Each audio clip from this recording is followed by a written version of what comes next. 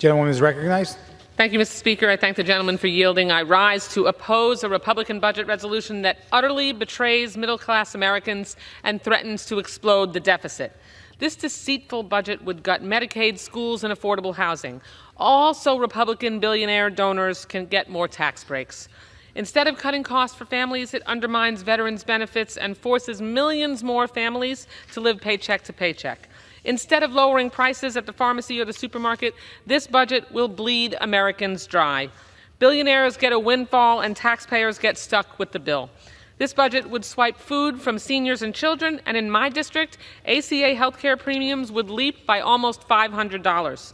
A 60-year-old Broward County couple with household income of $85,000 would see their ACA premiums jump $16,000 a year, a 226% increase. How does this Republican ripoff help American families?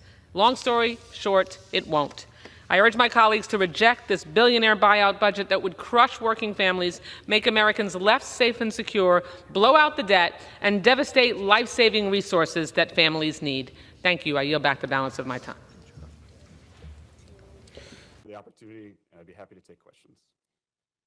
Thank you, George. Thank you for your service to this country and to your fellow vets. Your termination is a tremendous loss for the VA and the millions of veterans that this administration is supposed to serve.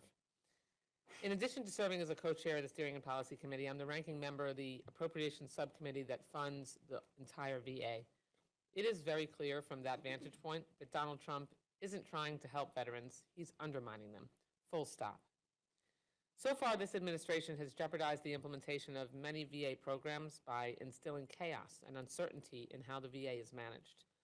They've fired 6,000 veterans, implemented a hiring freeze, and attempted to fire thousands of staff, some of whom work to ensure that veterans obtain the benefits that they deserve. I'm particularly concerned about how this will impact the implementation of the PACT Act, as you mentioned, which expanded VA health care benefits for veterans who were exposed to toxic substances while deployed abroad. And let's not forget the announced future plans to fire 83,000 more VA employees. That is breathtaking. So my first question is, what do you think this administration's actions will mean for PACT Act benefit recipients? Thank you for the question. And I agree, it will have immediate impacts. We mentioned wait times, and one of the ways that VA will try to make up for longer wait times is an expansion of the VA community care network. So sending veterans to private clinics for care. There are several issues with that, and I'll name one. Private care providers are not held to the same standard of veteran experience and military-specific competencies that VA physicians are. This is particularly with high-risk veterans with post-traumatic stress, those that have suffered military sexual trauma, traumatic brain injury, and those with amputations. If physicians in the private sector don't know what to look for, don't know what to ask about, veterans will continue to suffer from these debilitating conditions, even if they are seeing a physician at the time. Right, and veterans consistently say that they really prefer and gain comfort from the vast number of veterans that are treating patients at the VA and have familiarity with the variety of issues and also the culture. And so that's such a tremendous difference between just funneling veteran patients into community care. Beyond the PACT Act, do you think Trump's policies are leading to missed or delayed benefits for veterans? And what are the risks that come from these firings, cuts, and uncertainty for them? That's a great question. We have spoken with veterans and service providers that have talked about already delays. We're still, of course, gathering that information. It's been challenging to see the full result, particularly in this short amount of time. But we will see that, particularly with the PACT Act implementation. Also, it's hard to imagine a world in which the VA could serve those additional hundreds of thousands of veterans that are now receiving benefits and care while removing the staffing that was brought in to support that. So I think we will see that bear out very shortly. Thank you. And thank you for your service. Morning, Mr. I now yield to Ms. Wasserman Schultz for opening remarks. Thank you, Mr. Chairman. And what I can say is that if you look gentlemen up in the dictionary, your photo is representative of all the meaning of that word. And my alma mater and our fans have a reputation, rightfully so, for being extremely devoted and enthusiastic about our school and our school's success. I am a very proud Gator, 3 generations, 7 immediate family members that are Florida Gators. And before I begin my opening remarks, I will just tout that we are now the only Division I school that has 3 football national championships, men's football national championships, and 3 men's basketball national championships. The only one. Quite proud. Go Gators. And there are lots of SEC schools represented here on this subcommittee, so most of us root for an SEC school when our own teams are not in it, and it was fun one-sidedly sparring with you. And thank you for yielding, Judge Carter. Thank you once again for holding this essential hearing, and thank you for the years of cooperation and mutual respect in which we engage, and I know that will continue going forward. We all know the importance of the quality of life, recruitment, and retention to the military services that are this committee's responsibility. Our committee on a bipartisan basis has always advocated for and defended our service members' quality of life during their active duty, and I trust that will continue. But this administration's continued callous disregard for service members, veterans, and their families threatens to overturn any progress that the services have made in their efforts. The administration has fired at least 6,000 veterans across the government, including at the VA, which provides essential promised benefits to our veterans. They are also targeting deep cuts to programs across the federal government that veterans and service members rely upon, including SNAP, WIC, and financial aid, while deploying an economic strategy that has started a trade war and sent global stocks tumbling. At the Department of Defense, the plan to fire 5,400 probationary employees and the civilian hiring freeze has sent the agency into chaos, while unfairly making the lives of our service members more difficult. The chaotic rollout of this hiring freeze has also left current civilian employees in limbo and essential jobs unfulfilled, often falling to our service members to take on double duty. We have heard reports that barracks managers and sexual assault prevention teams are among those included in this freeze, which will directly harm quality of life and increase the workload of active duty service members. Unfortunately, a similar pattern of a chaotic rollout of DoD's remote and telework policy has hampered opportunities for military spouses to telework. This telework made it easier for service members and their families to adjust to frequent moves. This chaos does not make it easier for people to serve their country, and we certainly should not be actively denigrating those who do choose to serve, such as is the case with Secretary Hegseth's ban on transgender individuals openly serving in the military. This order is not only cruel and pointless, it is counterproductive to the DoD's own goals of increasing recruitment and retention by needlessly reducing the recruiting pool for reasons which have nothing to do with an individual's qualifications or whether their skills are needed by the services.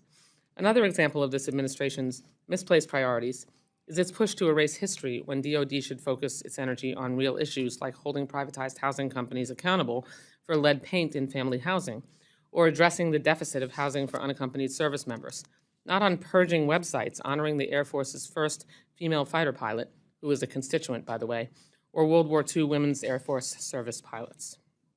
The administration's history purge also apparently extends to the Tuskegee Airmen, as the Air Force removed training videos, including them, until public outcry forced the department to reverse course. How do these actions show service members that we value their service and the sacrifices their families make? What effect do you think these actions will have on the efforts of military recruiters across the nation? We should honor the service of those in uniform and fight for the quality of life of all of our service members.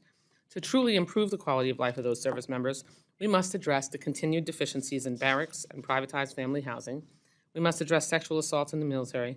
We must address shortages in childcare, and we must invest in the mental health of our troops.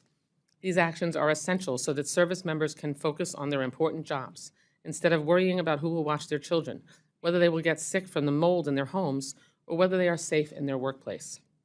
This subcommittee has recognized the value of these investments on a bipartisan basis, and I look forward to working together with my colleagues again for fiscal year 2026 to address these issues. I was incredibly disappointed by the way the fiscal year 2025 process ended and the missed opportunity for this committee to make the necessary investments to build on our progress in recent years addressing quality of life projects. Nevertheless, we will be closely monitoring the spend plans DoD submits for the full year continuing resolution funding, and I want to make it clear to everyone here today, my expectation is that the services prioritize those funds in a way that delivers on the promises made in the FY25 budget requests and in consideration of the bipartisan advocacy from members of the subcommittee to invest in quality of life. The spend plans must reflect the need for and importance of child development centers, barracks, schools, and other quality of life projects. The Army's FY25 budget request contained robust funding for barracks construction to tackle the service's housing deficiencies. The Marine Corps has a comprehensive plan called Barracks 2030 for barracks investments. We cannot backtrack and sideline these types of projects. Even great plans to improve quality of life will fail if they are not accompanied by appropriate funding. Moreover, I hope the FY26 budget request, when we get it, contains a robust request for quality of life projects. I hope to hear from all of our witnesses today on how you and your service have worked since the hearing last year to address the inadequacies and oversight of privatized military housing providers, improve the maintenance of unaccompanied housing, and address the root causes of sexual assault within the military. And I want to thank the 5 witnesses for being here today, for your service, and for your valuable testimony. Thank you, Mr. Chairman. I yield back. The gentleman for his questions. At this time, I'd like to recognize my friend from Florida, Ms. Debbie Wasserman Schultz. Thank you. 5 minutes. Thank you, Mr. Chairman. Secretary Wright, it's nice to see you. Thanks for joining us. Congress passed and the President signed into law billions in funding for energy efficiency, grid modernization, and other programs designed to lower costs for consumers and strengthen our energy infrastructure. But the Trump administration froze nearly all Department of Energy funding, and even now, more than $67 billion remains frozen. This is in clear defiance of both congressional intent and multiple court orders, and it's not a theoretical delay. We're talking about shovel-ready projects tied to contracts with American businesses that will result in energy bill savings for families, all of which your department is blocking. So can you explain under what legal authority you continue to withhold these funds, and will you commit right now to release this money immediately, or do you intend to continue violating the law and hurting our American families? Thank you, Congresswoman. We're in compliance with the law in everything we do. We're not withholding any funds, and we've paid every invoice we've had for work done and funds that are due. So the premise of the question's wrong. I'm happy to go into the evaluations we're doing now on future funding. Reclaiming my time for a moment because I knew you were going to say that, and I'm happy to go through the energy programs that you are currently withholding funds for, so that we can all understand the difference between what you're referring to and what I'm referring to. Let me just scroll down so that I can. You have $2 billion frozen for the Office of Fossil Energy and Carbon Management. You have $7.6 billion in frozen funds for the Office of Manufacturing and Energy Supply Chains. You have $735 million for the Office of Nuclear Energy frozen.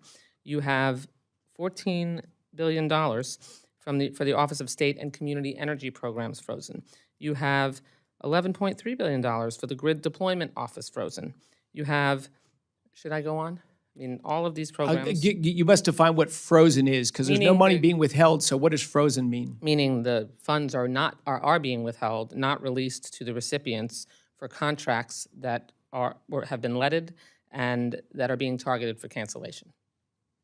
So, I mean, I just read all of those programs. There are more. So what legal authority do you have when Congress has appropriated these funds and they are not subject to your review before release? What legal authority do you have to hold those funds? We're not withholding those funds. Okay. Well, I just read you a list of funds that are held. Where did the list come from, and how do you define them as held? What do you mean by held? As in, like, not released. I mean, it's a standard dictionary definition. If we've appropriated the funds and the Department of Energy is supposed to release them to the recipients, and they have not received them, and they're not getting answers. Now, I'm happy to follow up with you to make sure that you understand which programs we're talking about. But for the $67 billion that remain frozen that we've identified, that have been identified, what legal authority do you have to hold on to those funds? And if you haven't done it, then you're saying that there is no legal authority for you to hold funds that Congress has appropriated, and you agree, and you've released funds, and somehow I have incorrect information. Yeah, I think your information is not correct, Congresswoman, and we should follow up. But Okay. yes, we administer funds that are appropriated by Congress Right. through hundreds, in fact, in thousands of contracts with various players that are on the other end of those deals.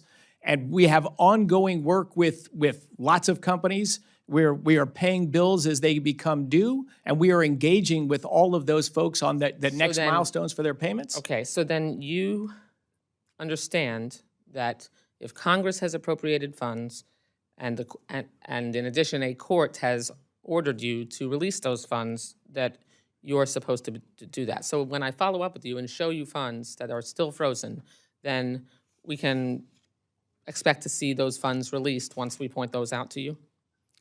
If you show us a contract we have with a party and they've done work and we haven't paid it, absolutely, we pay our bills and we follow the law. We are following all of the laws where we stand today, and we are working with hundreds, actually thousands of counterparts on this. Of course, we are being responsible stewards of that money and engaging with these parties to make sure American taxpayer monies are being spent in thoughtful, reasonable ways that are going to better the energy systems for our country and advance technology and all of that. So we're responsible stewards of the money, which when I walked into the place was certainly not the case in the 2.5 months Reclaiming before I my arrived. time, every day that this money remains frozen, real families are facing higher utility bills, local businesses delay or cancel clean energy projects. And so I hope you're prepared to take responsibility for the consequences of those decisions, and also follow up specifically and point out to me why funds are still frozen, and release those funds when it's very clear that you're violating the law by holding on to them. Thank you. I yield back the balance of my time. Thank you. Ms. Wasserman Schultz. Thank you, Mr. Chairman. Secretary Collins, you've made some bold claims about cutting staff and programs while redirecting so-called savings to medical care and other benefits for veterans. But so far, that's all been blanket assertion without any evidence or proof to this committee or to the veterans that you've made these claims to. First, you claimed that $14 million saved from canceling DEI programs would go towards medical care.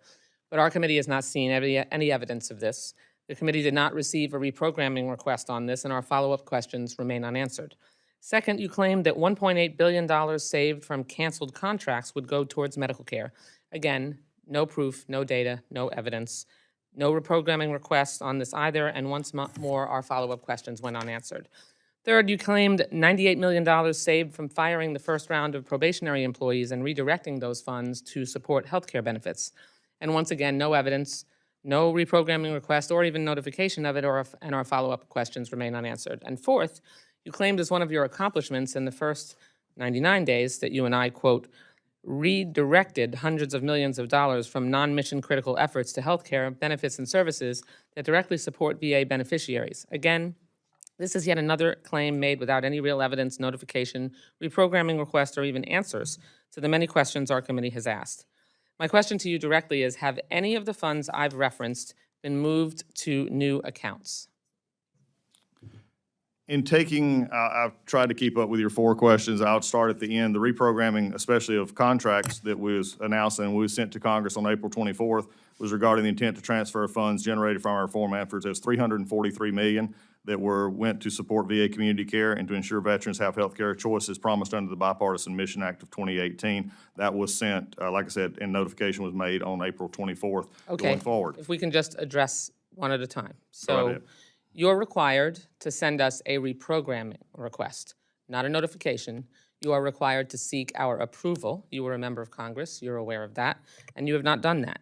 You still owe us answers on why you sent a notification instead of a reprogramming. You didn't send us a plan. We're asking you for a plan. A 2-page notification with 1 briefing does not give us any real information on what exactly you'll be doing with these funds. Right, remember, we're happy to continue our conversation No, I together. would like an answer. We have sent everything we're supposed to send you. We sent No, notification you on have April not. 24th. Reclaiming my time. That's fine.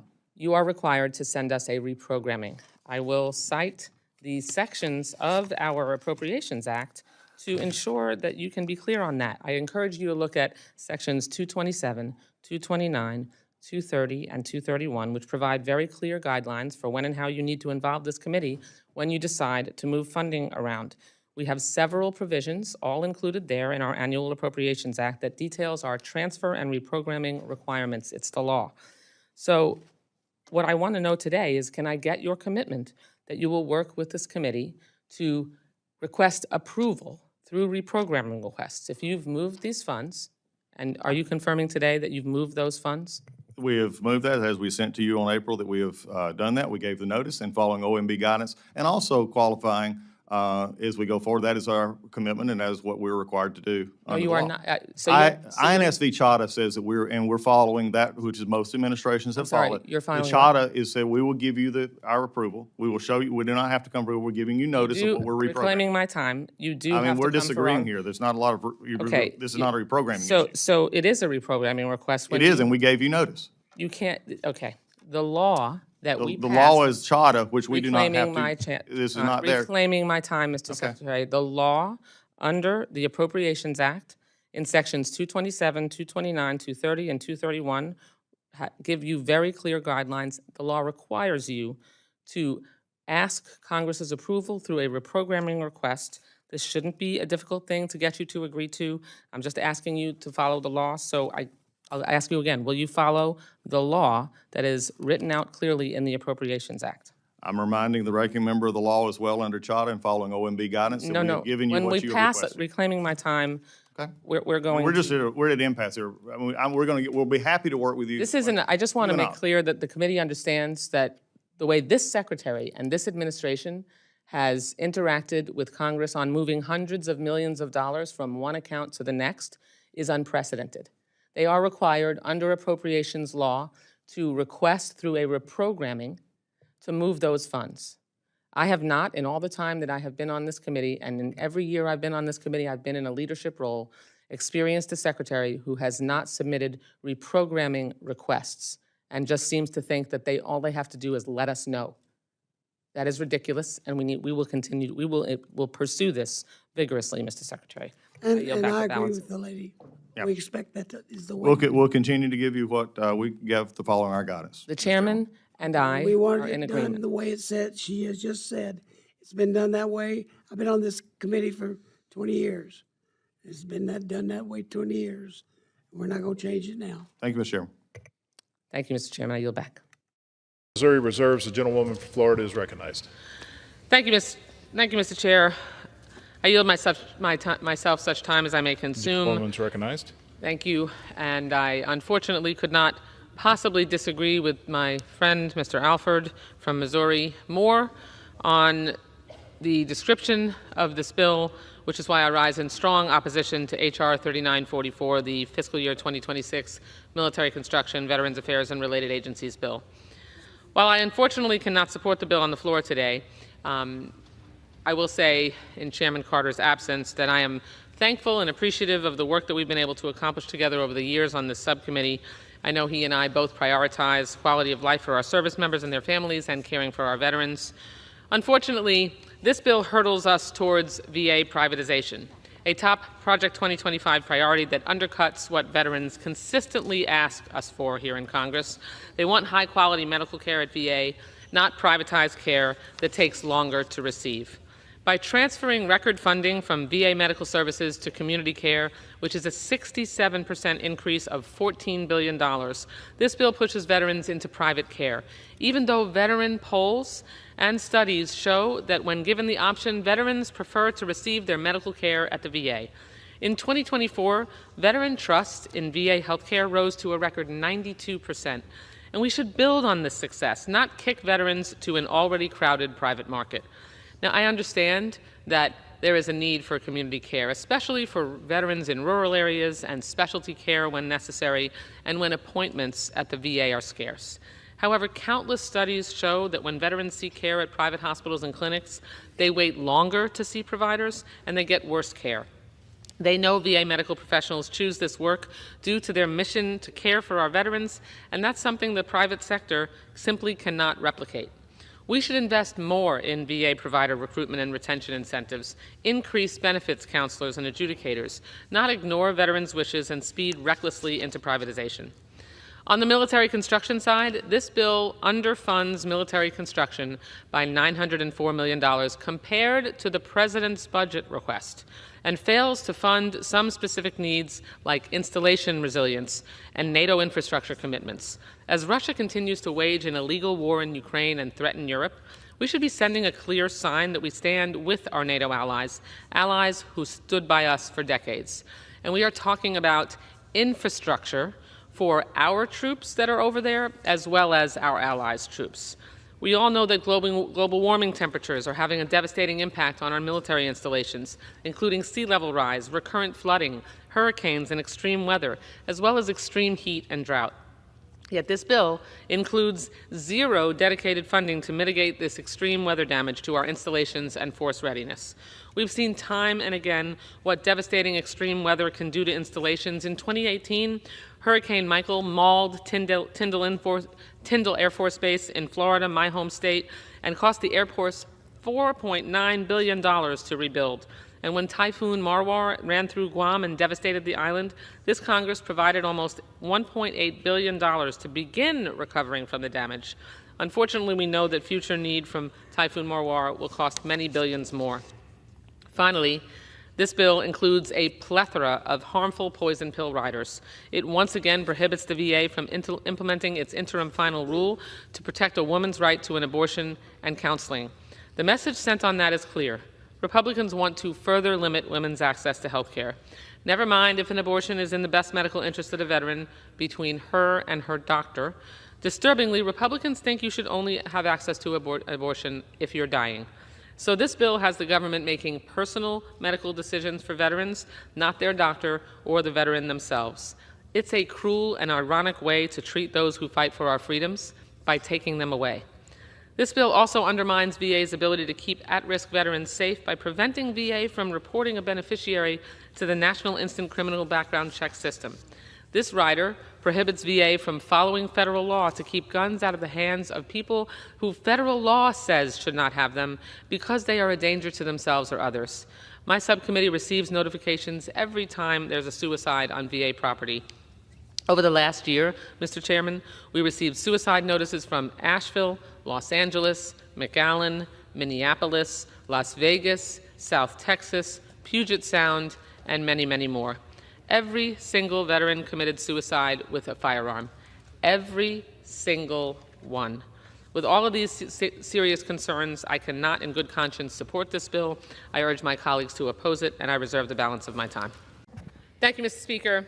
I rise to oppose this vile Republican plunder of working families, seniors, and veterans, all so the richest Americans can be showered with even more wealth. This billionaire bailout would strip health care coverage from 17 million Americans, nearly 2 million in my state of Florida. It will push millions into crowded, costly emergency rooms and saddle them with medical debt. Trump's big, ugly bill also steals record food assistance from millions of kids, seniors, and veterans. It makes cancer screenings and prenatal care harder to get by defunding Planned Parenthood. It cripples solar and wind projects and kills millions of clean, green manufacturing and construction jobs, all so the rich can get huge tax breaks. And no family is unscathed, because this bill also blows up the national debt by $4 trillion, which drives up interest rates on car loans and mortgages and triggers billions in Medicare cuts, cutting health care for our seniors. This bill makes life less affordable, more painful, and instead of uplifting lives, it will end them. When history looks back on this bill, its legacy will be Trump lied and people died. Vote no. I yield back. Been recognized. Thank you. I thank the gentleman for recognizing me, because I think it needs to be made very clear that there are some of us who have spent years trying to make sure that justice was served, that the survivors were able to make sure that they got information released. I would ask unanimous consent to enter into the record this article from PolitiFact, which is a fact-checking, a reputable fact-checking media outlet. The headline reads, "Have Democrats always been interested in Epstein case transparency? We looked back."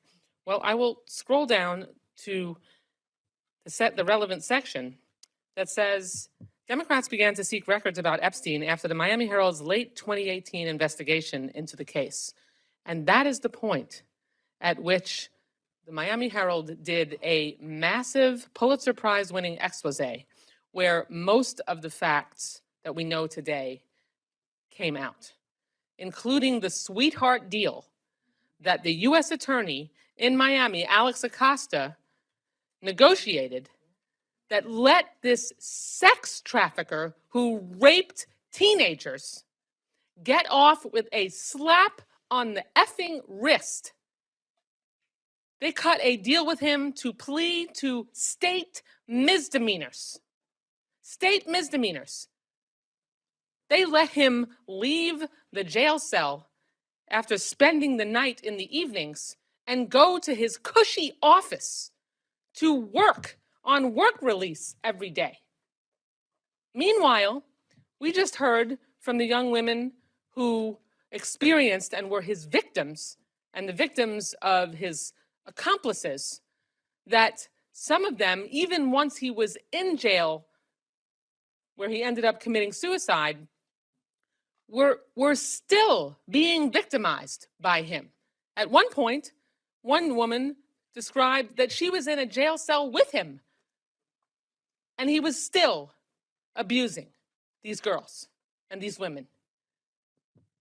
So I'm going to try to remain calm, although I am certainly not calm right now.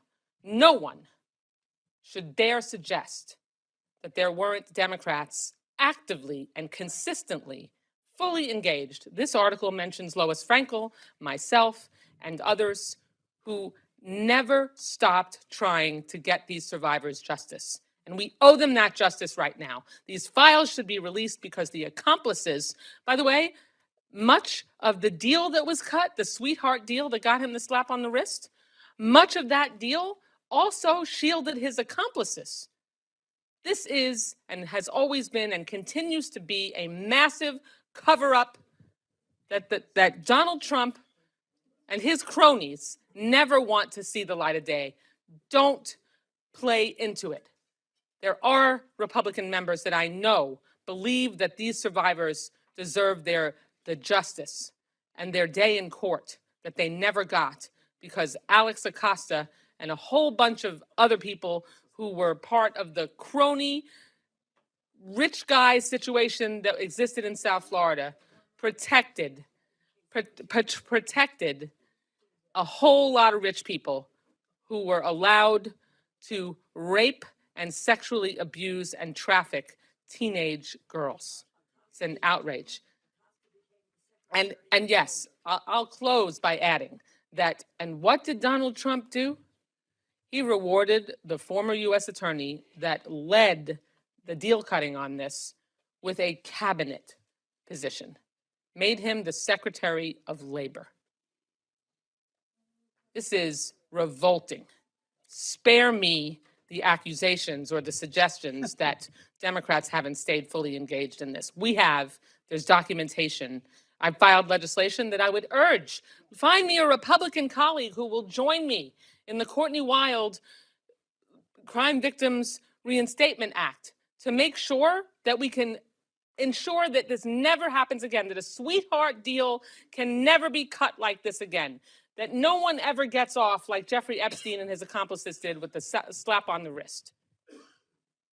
I've had bipartisan Republican support for this bill for years, and now deafening silence. I know there's got to be someone with a spine to step up and allow the victims to make sure that the Crime Victims' Rights Act, that is federal law, that they never were allowed to have exercised because of the sweetheart deal that was cut, that we make sure that that injustice never occurs again. Thank you, Mr. Chairman. I yield back.